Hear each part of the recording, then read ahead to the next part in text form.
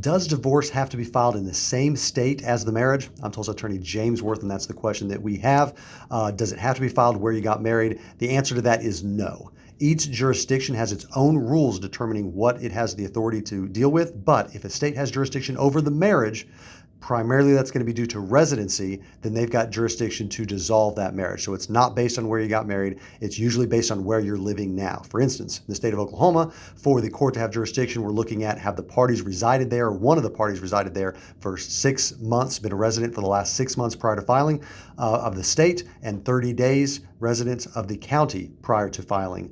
That determines jurisdiction in Oklahoma. Interestingly, to file for a legal separation, you just have to be a resident, but for no specified period of time. For divorce, it's got to be the last 6 months in the state. Legal separation does not require that. Other states have similar, but could have different rules related to how to have jurisdiction in that state. But you're going to look at the jurisdictional rules of where you're residing to see if you can file there.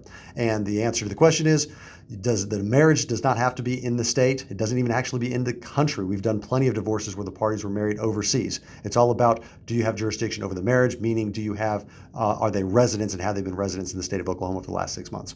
All right, if you've got any other questions related to family law or Oklahoma law, you're going to want to talk to an attorney privately and confidentially about that. To get that scheduled with somebody at my office, you can go online to makelaweasy.com.